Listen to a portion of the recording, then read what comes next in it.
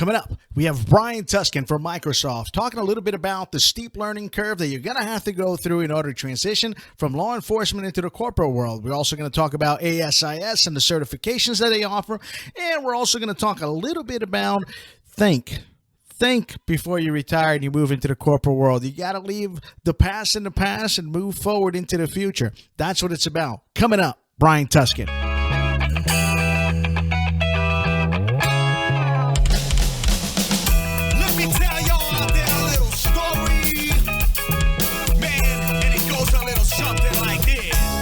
Gentlemen, boys and girls, and children of all ages, it is yours truly, once again, the corporate security translator and the author of So You Want to Get Into Corporate Security. I got something really, really special for everybody today. I'm hanging out with big time Brian Tuskan. You're talking about cop2corporate.com. This guy right here is the grandfather of helping the police officer world get into the corporate world, and I'm so excited about this entire thing.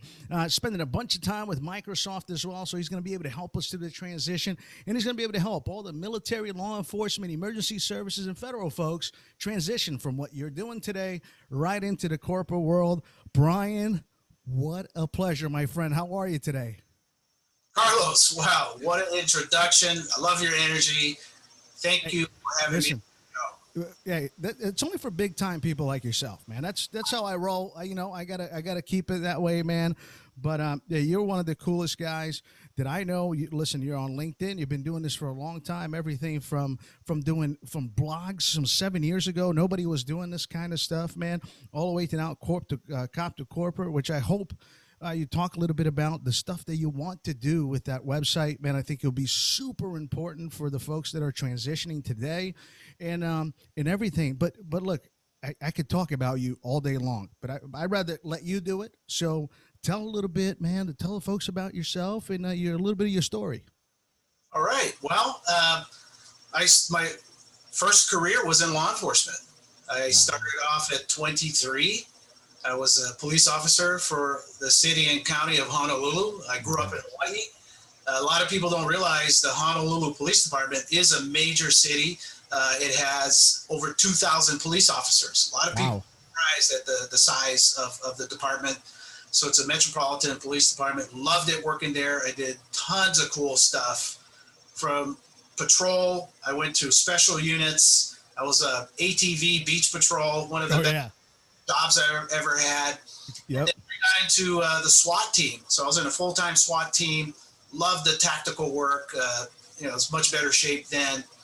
But then I had a desire to do more and work for a different department. And the cost of living in Hawaii was just insane. I had 2 little kids. Right. So I talked to my wife and I was saying, hey, there's a lot of officers latering over to Washington State. Let's go check it out. And so long story short, I got accepted into the Redmond Police Department in Redmond, Washington. That's just a stone throw from Seattle. And I spent 8 years Redmond Police, most of the time as a detective. And I was somewhat of a technical detective. So I had experience in computers, computer forensics, which got me a lot of exposure to this small little software company that was in the backyard of a little one, just a little one. Yes. So that's kind of my quick story on my police career. Nice. And this little company happens to be Microsoft, which it's great. You get to lead an awesome team out there. And like I told you, I am a big fan of yours, and I happen to watch every single one of your YouTube. By the way, everybody, go check out Cop to Corporate. All you got to do is just plug in Cop to Corporate on YouTube, and you're going to see Brian's face all over it with some great interviewees, FBI folks, police chiefs. The Seattle police chief was just on. She was awesome with some info. And again, a lot of great stuff, and we can probably cover that in a whole other podcast, man, because just the awesome stuff that you're doing. But there's a couple of things that I keep on getting out of those, and I think you're going to be able to help the folks here once again with this transition phase. You mentioned a couple of things, and it connected me right back to another podcast. Now, I'm going to ask you the question of, hey, tell us about some of the difficult parts of, when you were transitioning, what happened when you came in, what was the culture like, and all these things.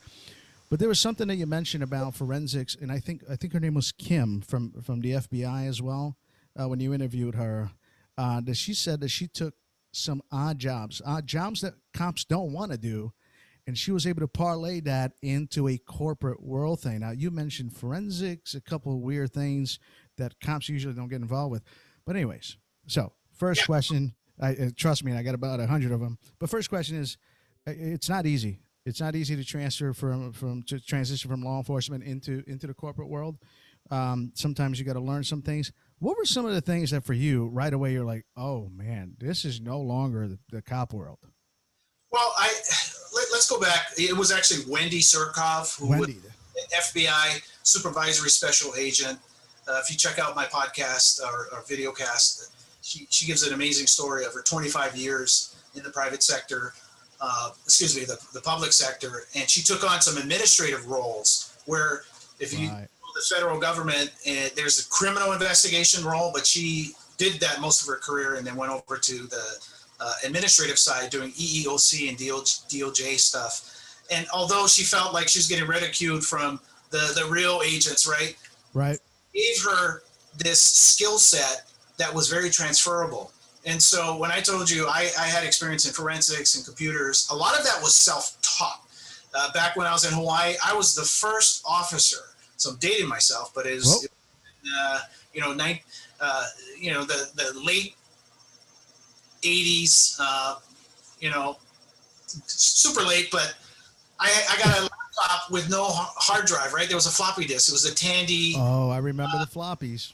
Floppy drive, but I brought it to work.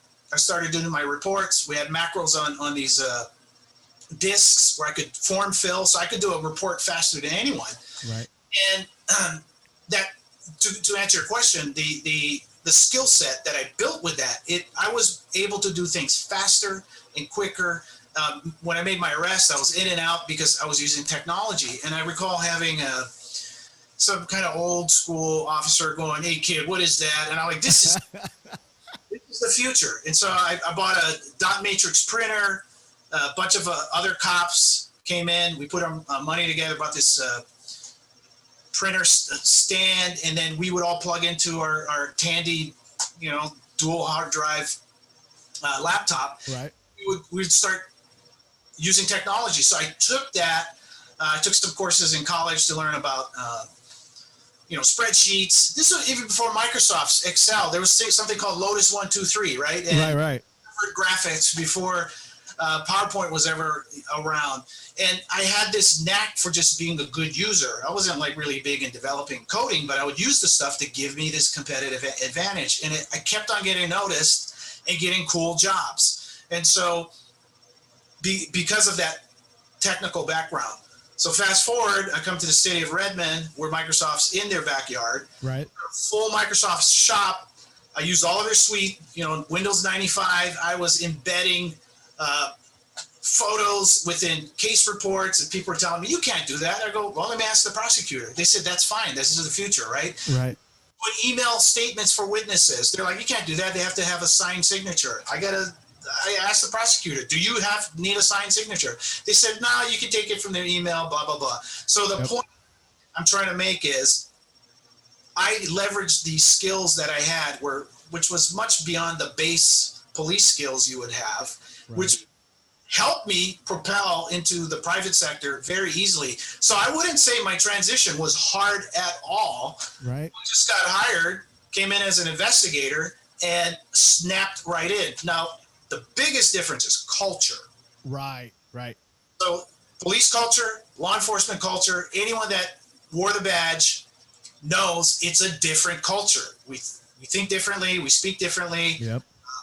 You go into the private sector, they have their own culture, and you have to assimilate to the culture you're going into. So just remember that for you listeners out there. Right. Come from a police culture or, public safety culture, whatever it is, military, you can't really bring that culture into wherever you're working and expect everyone to accept it. I mean, you want to have diversity and inclusion, but in a tech world, they speak differently, right? They don't want to hear cops speak. They want, it's business speak, right? It's technical. Absolutely. So the culture was the biggest, and it took me, it didn't take me long to learn it because there's so many opportunities to learn in a corporation like Microsoft. They have their own library. Everything's on from learning. And so I was able to adapt very well. And I'll just conclude, I have had officers that I coached before and actually hired that did not transition well. And one of the biggest reasons they did not transition, one was readiness, because they didn't retire. They left mid-career, but then they had buyer's remorse, right? I should have. Once you leave law enforcement, just leave, right? If you're not ready, right, don't leave. And for those of you who don't know, I came up, there's really two major categories for leaving law enforcement. You either retire, you put your 20 plus years in, you retire with a pension, or you mid-career. I mid-career with 12 years. And taking a shot, you're taking a chance, no pension. But I got in pretty early from an age perspective and was able to build a body of work that got me promoted to really the top job in physical security. So culture and expectations. Absolutely. And again, for the listeners that are listening, you gotta go and check out Cop to Corporate on YouTube, because what Brian is talking about is exactly one of his podcasts when he breaks down, I think it was a 3 different level plan of how did you leave law enforcement, and which also included did you leave on your own accord or not, and how to transition, which sparked up a heck of a bunch of questions and people talking, and it generated a lot of ideas and conversation, which is awesome. Once again, this is the reason why people need to be listening to Cop to Corporate, because you throw out some cool questions out there that gets the folks thinking. Now, for me, it takes me a good, I want to say 6 to 8 months. Facebook for me took me about 8 months. And you thought after spending 20, almost 1 years with the Walt Disney Company that I would have figured out this type of culture. But it takes you 6 to 8 months, not just the culture, but to figure out really what your role is. What is it that you're doing? How did it work for you when you did that transition? Did it take you a couple of months, or was it really just the right fit for you and you just clicked? No. It was a steep learning curve, because the first group, the physical security team, was embedded in IT, right? So being an IT company, you talk about speaking a different language. So I had a trial by fire. And it was very awkward at first because I could not understand a lot of the terminology and the stuff that I was doing. But I was also excited because it was very academic. Right. I was just learning like a sponge, and the autonomy you have in the private sector to learn. And it was a newer group, right? So there weren't a lot of, I would say, SOPs or standards in place. We were building it. Yeah. And onboarding was still in building. So my onboarding process was pretty rough after my new employee orientation. But for technology companies, I can tell you, if you are a self-starter, which I was in the police department, I would always irk the IT department because I would be bringing in new technology and they say, you can't do that on our servers. I go, but it helps me do my investigation job better. Well, you can't. We own it. I go, fine, get me this license so I can do it. And so that's the mentality I took into the private sector, where I'm just like, hey, this process can help us be more efficient. We can do this, we can do that. And that helped evolve the group. And after I got more leadership positions, I looked at onboarding as a program. So when somebody new came to my group, they wouldn't have that steep learning curve. We would have things in place. So if you came in as an investigator, it's very close to a police agency or a detective agency where you have the standard operation procedures and where to go to learn. And I always use if you won the lottery and left tomorrow, could somebody come in and do the program without a drop-in service? So it's a maturity model. A lot of companies, and I talked to a lot of law enforcement transitions to corporate, and they're going like, I'm like a fish out of water. There's no processes, there's no policies. And I'm like, well, because it's not a mature program, you should be excited because you can help it become mature. Key, my friend. Key. I'm sorry. I just get excited. I get excited, man.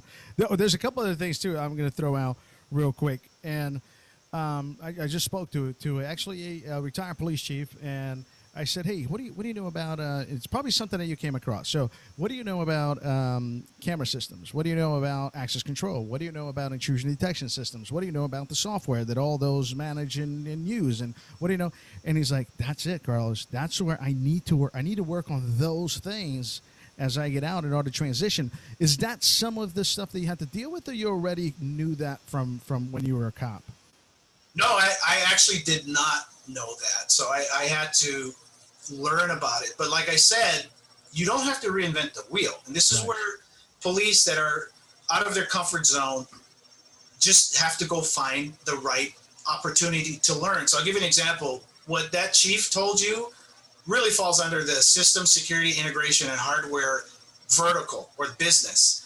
There's this great organization association called ASIS. Yes. It's international. I've been a member for over 20 years, and they have 4 certifications. One of the certifications is called the Physical Security Professional, PSP. Yep. It's specific to system integration, consulting, hardware. So if you get that certification, you will go through all the curriculum to learn those pieces of access control, CCTV, video, and it at least gives you a leg up on your competition when you're trying to get into an environment, depending on where you sit for the organization. Absolutely. And one of the things that I actually told that chief, because he asked, hey, what is it that I could easily transition to, and it would give me just a little bit of time to learn physical security in the corporate world? And I said, well, I think an operations position is probably the easiest transition that I could think of, because you don't want to get into the system security stuff if you've never been part of it, because that's a steep hill to kind of get through all of that. I don't know. Was that a good answer? Was that an okay answer? Because I don't know. Maybe investigations, I told him, but I can't think of investigations and operations. And then I don't know. You tell me. Carlos, you kind of beat me, because I'm going to give you an answer, because on one of my podcasts, I'm going to specifically address this issue, especially please. With executive law enforcement, chiefs, high-level commanders. I'm going to tell you, chiefs out there, straight up. There you go.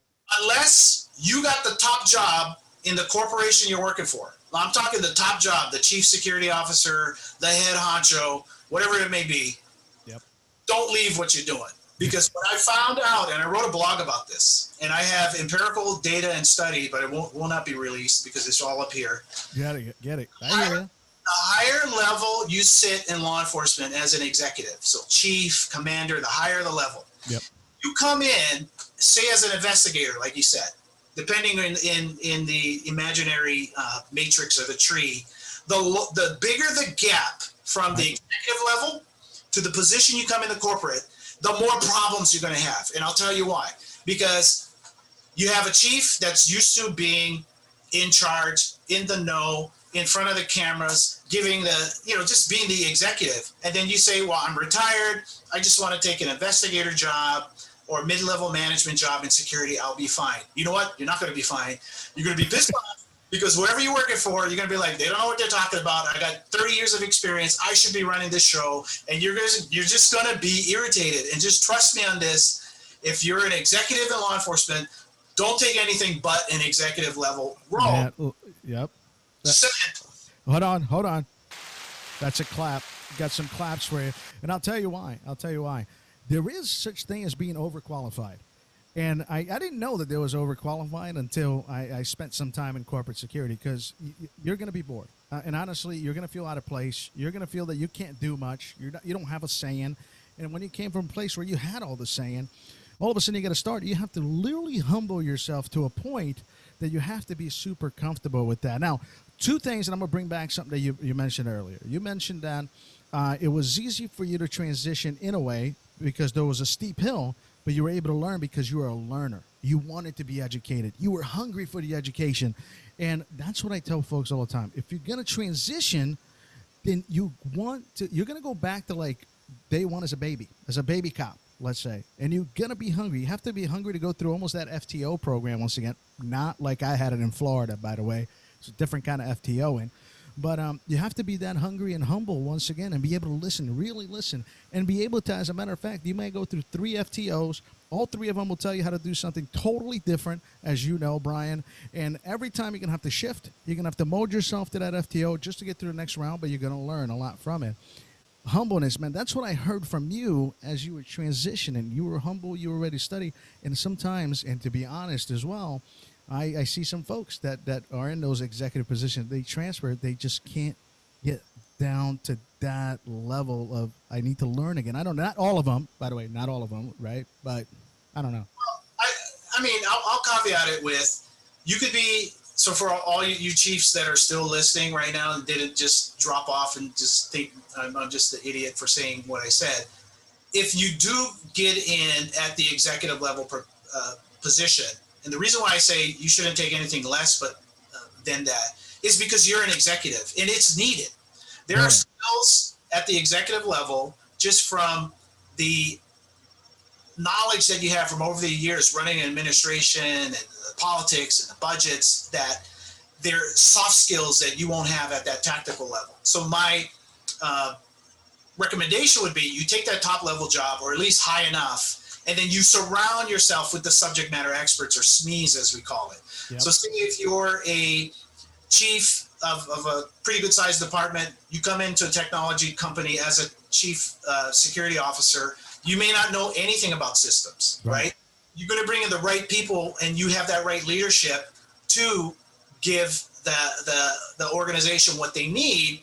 And I did have experience with a very technical person that I absorbed in one of my teams that questioned my capabilities, right? Right. I've been here 10 years, and I've seen your resume. You don't know anything about this technology and this and that. And I was just saying, you are correct. And I said, but the reason I am your manager is because I have a management skill set that was recognized. I could run and build teams. And I said, I need you to be that expert. Instead of getting mad, I just said, how can we be successful together, right? Those soft skills take time to learn, to hone, and it's needed.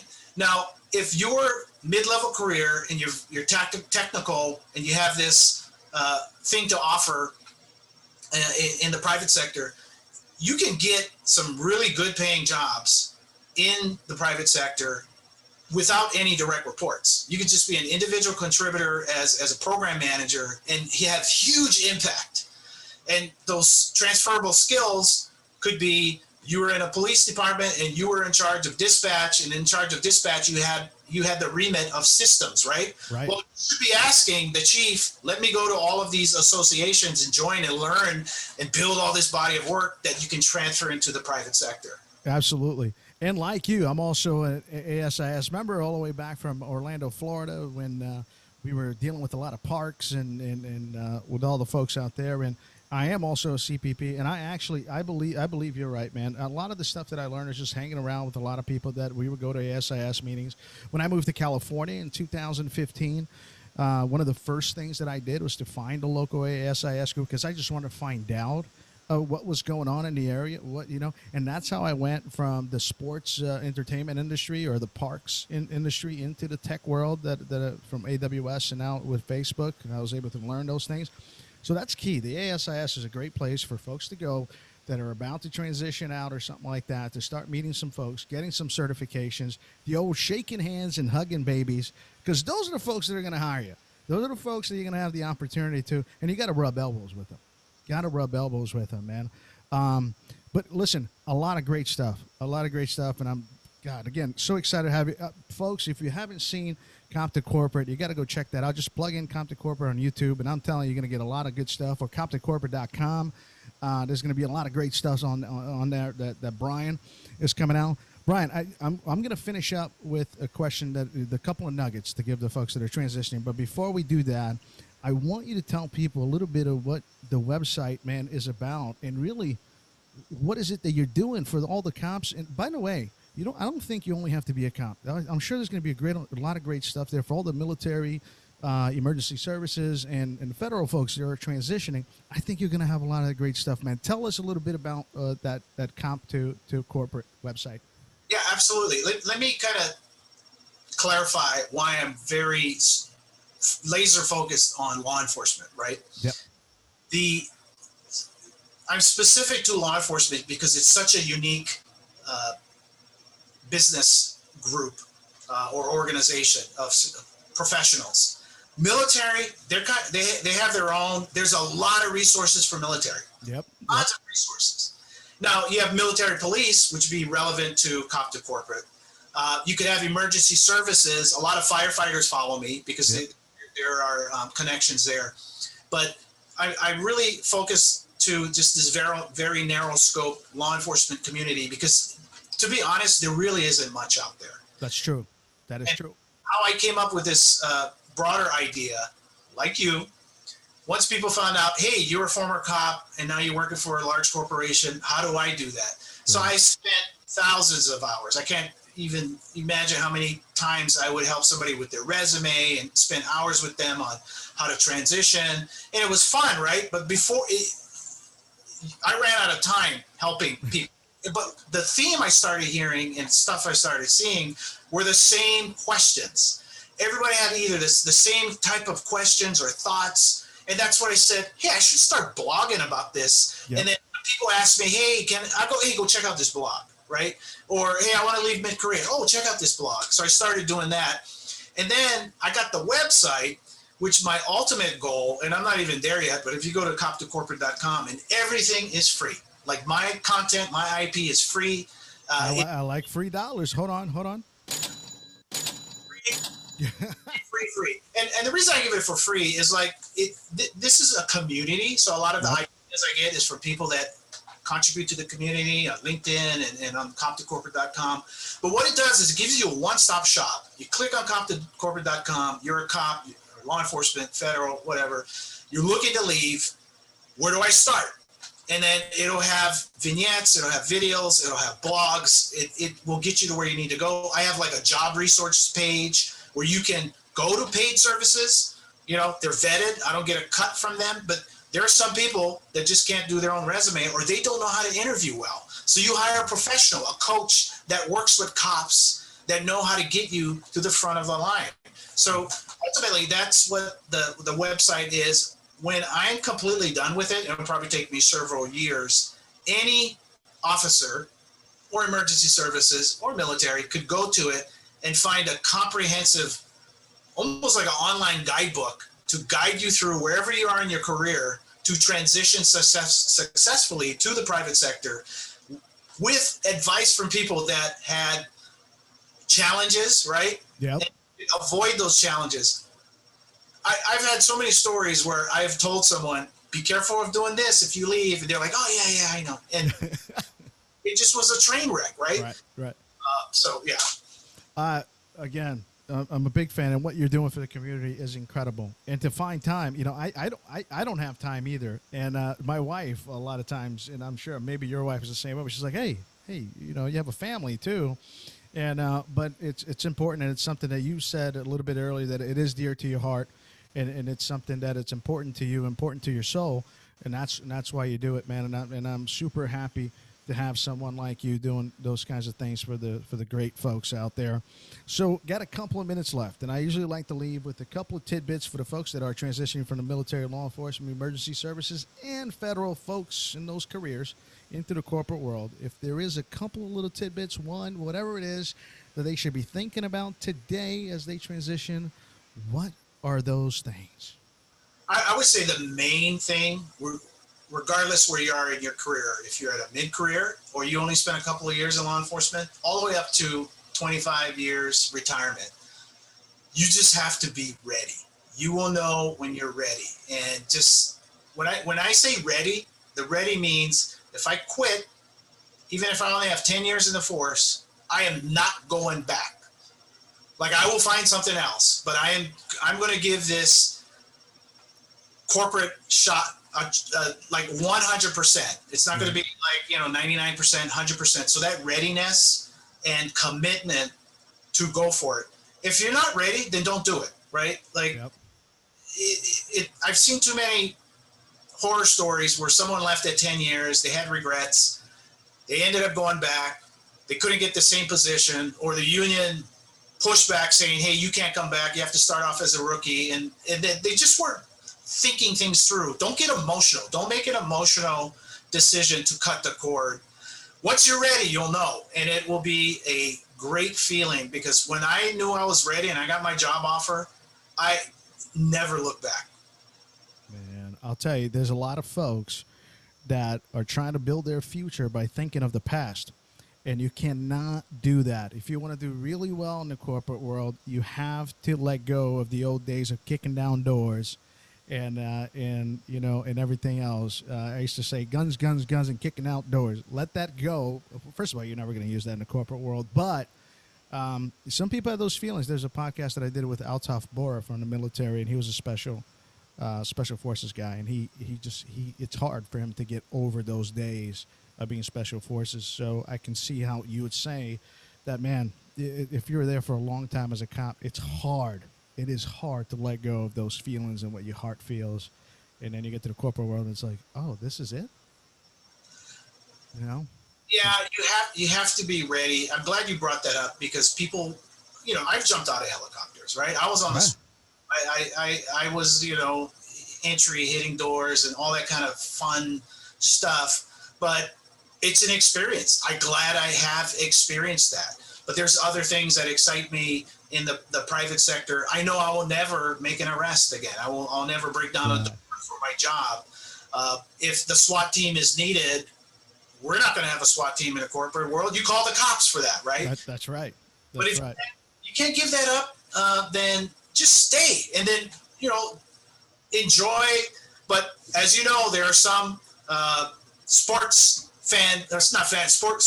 icons out there that just take it too far, right? Before they just embarrass themselves.